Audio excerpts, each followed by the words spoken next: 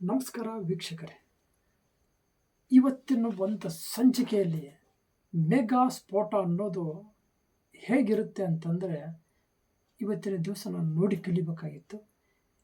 ಇದೇ ವಿಚಾರಕವಾಗಿ ತಮ್ಮ ಹತ್ರ ಇದನ್ನು ಹಂಚಿಕುವಂಥ ವ್ಯವಸ್ಥೆನೂ ಕೂಡ ಮಾಡ್ತಾಯಿದ್ದೀನಿ. ಏನಪ್ಪ ಅಂತಂದರೆ ಒಂದೇ ಒಂದು ಪತ್ರ.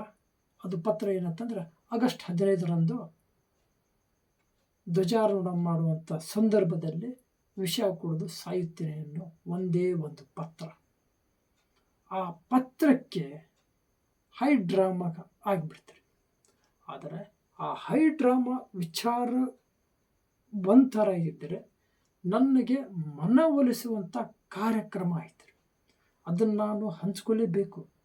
ಯಾಕಂತಂದರೆ ನನ್ನ ಒಂದು ಮನಸ್ಸನ್ನು ಹತೋಟಿಗೆ ತರಲಿಕ್ಕೆ ದೇಶದ ಒಂದು ಅಭಿಮಾನಕ್ಕೋಸ್ಕರ ಎಲ್ಲರೂ ಕೂಡ ಒಂದು ನನಗೆ ಸಾಥ್ ಮಾಡಿದರು. ಯಾವ ರೀತಿ ಅಂತಂದರೆ ತಾಲೂಕಾ ಪಂಚಾಯತಿಂದ ಫೋನು, ಬೇರೆ ಅವರ ಕಡೆಯಿಂದ ಫೋನುಗಳು, ಮತ್ತು ಸರ್ ಕಮ್ ಬ್ರದರ್ ಕಡೆಯಿಂದ ಫೋನು. ಇದನ್ನು ಯಾಕೆ ನಾನು ಹೆಸರು ಹೇಳ್ತಾ ಇಲ್ಲ ಅಂತಂದರೆ ಅವ್ರ ಹೆಸರು ಮುಂಚೂಣಿಯಲ್ಲಿ ಬಂದರೂ ಅಷ್ಟೇ, ಬರಲಿಕ್ಕೂ ಅಷ್ಟೇ. ಆದರೆ ನನಗೆ ಕೌನ್ಸಿಲಿಂಗ್ ಗತಿ ಮಾಡೋಕ್ಕೆ ಸ್ಟಾರ್ಟ್ ಮಾಡಿದರು. ನಿನ್ನೆ ಕೂಡ ಅಂತ ಡಿ ಸಿ ಸಾಹೇಬರು ಮಾಡಿದರು.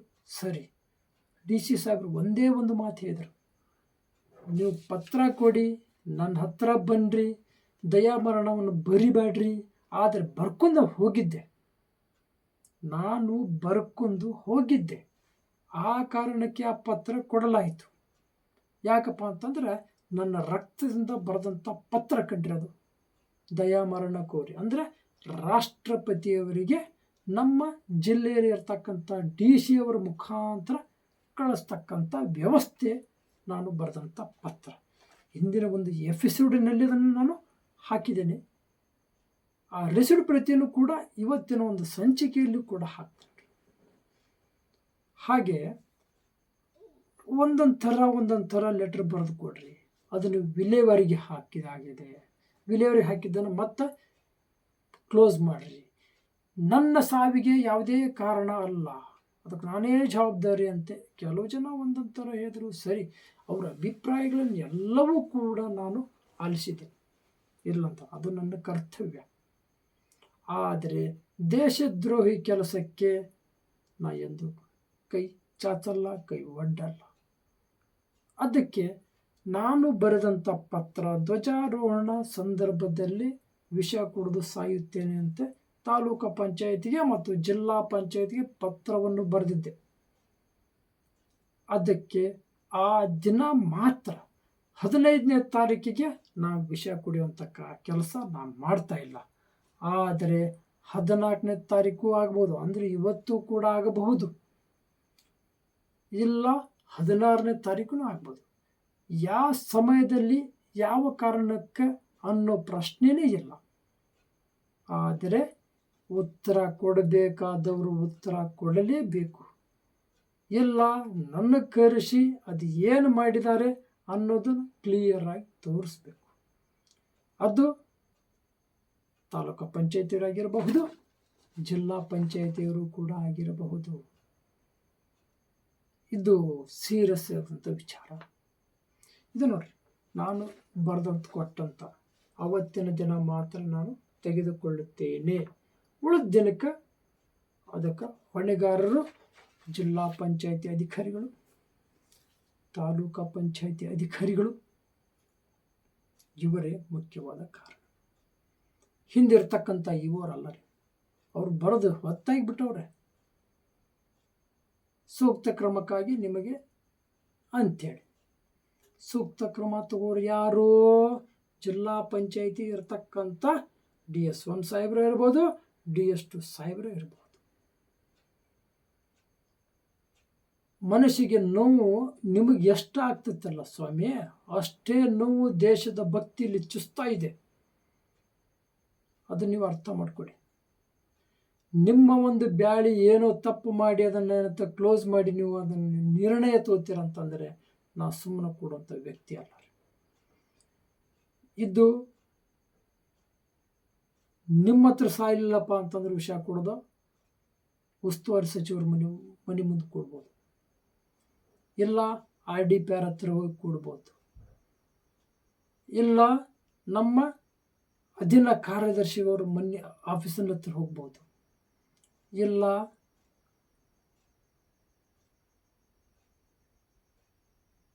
ಪ್ರಾದೇಶಿಕ ಆಯುಕ್ತರ ಹತ್ರ ಹೋಗ್ಬೋದು, ಇಲ್ಲ DC ಆಫೀಸಲ್ಲಿ ಹಾಕ್ಬೋದು. ಯಾವ ಸಮಯದಲ್ಲಿ ನಾನು ಕುಡಿತೀನಿ ಗೊತ್ತಿಲ್ಲ. ಅದಕ್ಕೆಲ್ಲ ಮೂಲ ಕಾರಣರು ಜಿಲ್ಲಾ ಪಂಚಾಯತ್ ಮುಗಿಸಿದಂಥ ವ್ಯಕ್ತಿಗಳು ಇದಕ್ಕೆ ಮೂಲ ಕಾರಣರು ಮತ್ತು ಅವರೇ ಹೊಣೆಗಾರರು. ಮಾಧ್ಯಮ ಮಿತ್ರದವರಿಗೆ, ಪತ್ರಿಕಾ ಮಿತ್ರದವರಿಗೆ ಒಂದು ಕಳಕಳಿಗೆ ವಿನಂತಿ. ಹಲವಾರು ಫೋನ್ಗಳು ಬಂದವು, ಹಲವಾರು ಸರಿ ಉತ್ತರ ಕೊಟ್ಟಿದೆ. ಆದರೆ ನಾನು ಯಾವುದೇ ಕಾರಣಕ್ಕೂ ಸೋಲಕ್ಕೆ ತಯಾರಿಲ್ಲ. ಯಾಕಪ್ಪ ಅಂತಂದ್ರೆ ಇದು ದೇಶದ ದ್ರೋಹದ ಕೆಲಸ. 100 ರೂಪಾಯಿ DD ಕೊಟ್ಟಿನಿ, ಉತ್ತರ ಕೊಡ್ರಿ ಅಂತೆ ಜಿಲ್ಲಾ ಪಂಚಾಯತ್ರಿಗೆ. ಅದು ದೊಡ್ಡ ಸಾಹೇಬರಿಗೆ ತೋರಿಸಿದಾರೋ ಅದನ್ನು ತೆಗೆದೆ ಅಂತ ಕಸಕ್ಕೆ ಡಬ್ಬ ಹಾಕಿದಾರೋ ಗೊತ್ತಿಲ್ಲ ರೀ. DS1 ಸಾಹೇಬರಾಗಿರ್ಬೋದು, DS2 ಸಾಹೇಬರಾಗಿರ್ಬೋದು, ಅವ್ರಿಗೆ ಇರ್ತಕ್ಕಂಥ ಚಮಚಗಳು ಅಂತಂದರೆ ಬರೋರು ಯಾರು ಹೇಳ್ರಿ? 20 ವರ್ಷದಿಂದ ಕೆಲಸ ಅಲ್ಲೇ ಗೂಟ ಹೊಡ್ಕೊಂಡು ಕುಂತಾನಲ್ರಿ ಅವರು ಸಂಜಯ್ ಪಾಟೀಲ್. ಯಾಕಂದರೆ ಆ ದಿನಕ್ಕಿಲ್ಲ ಅಂತಂದ್ರು 50ರಿಂದ 70,000 ರೂಪಾಯಿ ತೊಗೊಂಡು ಹೋಗ್ತಾವಂತ ಅಲ್ಲಿ ಮಾತಾಡ್ತಾರ್ರಿ. ಅಲ್ಲಿ ಸಿಬ್ಬಂದಿ ರೀ ಹೆಂಗೆ ತಗೋತಾನ, ಯಾವ ರೀತಿ ಮಾಡ್ತಾರ ಅನ್ನೋದು ಇನ್ನೊಂದು ಪ್ರತ್ಯೇಕವಾಗಿ ಒಂದು ಎಪಿಸೋಡ್ ಮಾಡ್ತಾನೆ ಆ ವ್ಯಕ್ತಿದು, ಸಂಜೀವ್ ಪಾಟೀಲ್ ಅವ್ರದ್ದು, ವಿತ್ ಪ್ರೂಫ್ ಸಮೇತ. ಹಾಗೇನಲ್ಲ, ಯಾವ PDO ಕಡೆಯಿಂದ ರೊಕ್ಕ ತಗೋತಾರೆ, ಯಾವ ಸೆಕ್ರೆಟರಿ ಕಡೆಯಿಂದ ರೊಕ್ಕ ತಗೋತಾರೆ, ಯಾವ್ಯಾವ ಕಾರಣಕ್ಕೆ ರೊಕ್ಕ ತಗೋತಾರೆ ಅನ್ನೋದನ್ನು ಸ್ಪಷ್ಟವಾಗಿ ಕೆಲವೊಂದು ದಾಖಲಾತಿಗಳದಾವೆ. ಇನ್ನೂ ದಾಖಲಾತಿಗಳನ್ನು ಕಲೆಕ್ಟ್ ಮಾಡ್ತಾ ಇದ್ದೀವಿ ನಮ್ಮ ಸಿಬ್ಬಂದಿ. ಜಿಲ್ಲಾ ಪಂಚಾಯಿತಿಯಲ್ಲಿ ನಮ್ಮ ಸಿಬ್ಬಂದಿ ಕಾಯ್ತಾ ಕೂತ್ಕೊಂಡ್ಬಿಟ್ಟದೆ ಯಾರು ಏನು ಮಾಡ್ತಾವ್ರೆ ಅಂಥೇಳಿ. ಯಾರ ಅಧಿಕಾರಿಗಳು ಹೇಳೋದು ಅವಶ್ಯಕತೆ ಇಲ್ಲ, ಯಾರ ಸಿಬ್ಬಂದಿ ಹೇಳೋ ಅವಶ್ಯಕತೆ ಇಲ್ಲ. ನಮ್ಮವ್ರು ಹಾಗೆ ಅವ್ರು ಒಂದು ರೌಂಡ್ ಹೊಡಿತಾನೇ ಇರ್ತಾರೆ, ಅದು ಯಾರಿಗೂ ಗೊತ್ತಾಗಲ್ಲ. ಅದು 3ನೇ ಕಣ್ಣು ಅಂತ ಹೇಳ್ತಾರಲ್ಲ, ಆ 3ನೇ ಕಣ್ಣು ತೀರಿತಪ್ಪ ಅಂತಂದರೆ ಜಿಲ್ಲಾ ಪಂಚಾಯಿತಿ ಅಲ್ಲೋಲ ಕಲ್ಲೋಲ, ಅಲ್ಲೋಲ ಕಲ್ಲೋಲ. ಇದು ದೊಡ್ಡ ಸಾಹೇಬರಿಗೆ ಗೊತ್ತಾಗ್ತಾ ಇಲ್ಲ. ಹಾಗೆ ಹೋಗೋದು, ಕಿವಿಯಲ್ಲಿ ತುಂಬೋದು, ಎದ್ದು ಬರೋದು, ಹಾಗೆ ಹೋಗೋದು, ಕಿವಿಯಲ್ಲಿ ತುಂಬೋದು, ಬರೋದು. ವಸಂತ ಹಾಗೆ ಮಾಡ್ತಾವನೆ, ಸಂಗಪ್ಪ ಹಾಗೆ ಮಾಡ್ತಾನೆ, ಕಲ್ಲಪ್ಪ ಹಾಗೆ ಮಾಡ್ತಾವನೆ ಅಂತೇಳಿ ಬರೀ ಸಾಹೇಬ್ರದ್ದು ಕಿವಿ ತುಂಬೋದಾಯ್ತು. ಪಾಪ ಅವ್ರಿಗೆ ಗೊತ್ತಾಗಲ್ಲ ರೀ. ಯಾಕಂತಂದರೆ ಯಾವುದೋ ಒಂದು ನಿರ್ಣಯ ತಗೋಬೇಕಾದ್ರೆ ತಳವರ್ಗದ ಇರ್ತಕ್ಕಂಥ ಅಧಿಕಾರಿಗಳದ್ದು ಏನು ಮಾಡ್ತಾರೆ ಅಂತಂದರೆ ಅವರು ಒಂದು ಮಾತನ್ನು ಕೇಳ್ತಾವ್ರೆ, ಇಲ್ಲ ನೋಡ್ಸಿಟ್ಟು ನೋಡ್ತಾವ್ರೆ. ಖುದ್ದಾಗಿ ಚೆಕ್ ಮಾಡೋಕ್ಕಾಗಲ್ಲ ರೀ ಸಾಹೇಬರಿಗೆ. ಅದನ್ನು ದುರುಪಯೋಗ ತಗೊಂಡಂಥ ತಳವರ್ಗದ ಅಧಿಕಾರಿಗಳು, ಉನ್ನತ ಹುದ್ದೆಯಲ್ಲಿ ಇರತಕ್ಕಂಥ ಅಧಿಕಾರಿಗಳೇ ಇದಕ್ಕೆ ಮೂಲ ಹೊಣೆಗಾರರು. ಅಧಿಕಾರಿಗಳನ್ನ ಸಸ್ಪೆಂಡ್ ಮಾಡೋಕ್ಕಲ್ಲ ಬಿಡಿ, ಯಾರು ಮಾಡಿದಾರೋ ಅವ್ರು ಮಾಡಿ. ಇನ್ನೊಂದು, ಅಲ್ಲಿ ಧ್ವಜ ಹಾರಿಸಿದಂಥ ವ್ಯಕ್ತಿ ಗ್ರಾಮ ಪಂಚಾಯತಿ ಸಿಬ್ಬಂದಿನ ಆಗ್ತಾನೆ, ಅವರಲ್ಲ, ಆದರೆ ಸಿಬ್ಬಂದಿನೇ. ಅವ್ನು ನೌಕರಿ ಕೊಡಿ ಸ್ವಾಮಿ, ಯಾಕೆ ಹೇಳಿ? ಬೇರೆದವ್ರು ತೊಗೊಂಡು ಹಾರಿಸಿದ್ದೀರ, ಆದರೆ ನೀವು ಆ ಸಿಬ್ಬಂದಿಯನ್ನು ಪರ್ಮನೆಂಟ್ ಅಂತ ತಗೊಳ್ಳೇಬೇಕು. ಇದು ಆ ತಗೋವರೆಗೂ ನಮಗೆ ಹೋರಾಟನೇ ರೀ. ಆ ಸಿಬ್ಬಂದಿ ಕೆಲಸ ಕೊಡಿ, ಹೆಂಗೆ ತೊಗೊಂಡಿದ್ದಾರೆ ಹಾಗೆ ಕೆಲಸ ಕೊಡಿ.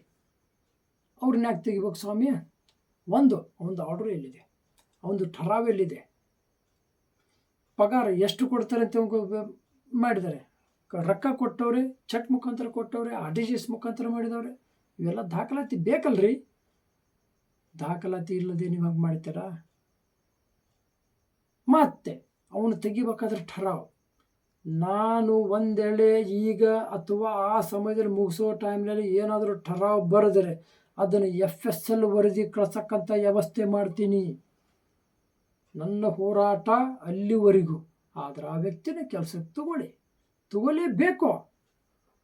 ತಗೊಳ್ಳಿಲ್ಲ ಅಂತಂದರೆ ಇದು ಹೋರಾಟ ನಿಲ್ಲಲ್ಲ. ಭಾಳ ತಪ್ಪು ಮಾಡಿದ್ದಾರೆ ಜಿಲ್ಲಾ ಪಂಚಾಯಿತಿಯವರು. ಅದು ರಾಷ್ಟ್ರಧ್ವಜದ ವಿಚಾರಕ್ಕಾಗಿ ದೇಶದ ದ್ರೋಹದ ಕೆಲಸಕ್ಕೆ ನೀವು ಶಾಮೀಲಾಗಿದ್ದೀರಾ. ಆ ಒಂದು ಕಾರಣಕ್ಕೆ ಇವತ್ತಿನ ಒಂದು ಮನವೊಲಿಸಿದಂಥ ಜಿಲ್ಲಾ ಪಂಚಾಯಿತಿ ಅಧಿಕಾರಿಗಳು ಇರ್ಬೋದು, ಸಿಬ್ಬಂದಿ ವರ್ಗದವರು ಇರಬೇಕು, ಹಾಗೆ ನಮ್ಮ ಜಿಲ್ಲಾ ಪಂಚಾಯತಿಯ ಸಲಹೆಗಾರಿಗೂ ಇರಬೇಕು. ನಾನು ಇನ್ನೂ ತನಕ ಯಾರಿಗೂ ಕೆಟ್ಟದ್ದು ಮಾಡ್ತಾ ಇಲ್ಲ, ಕೆಟ್ಟದ್ದು ಮಾಡಿಲ್ಲ. ಅದೇ ಒಂದು ನನ್ನ ಮನಸ್ಸು ಸ್ವಚ್ಛತೆ ಇರೋದು. ಅದಕ್ಕೆ ಇಷ್ಟು ಹೇಳ್ತಾ ಇವತ್ತಿನ ಒಂದು ಸಂಚಿಕೆ ನಾನು ಮುಗಿಸ್ತಾ ಇದ್ದೀನಿ.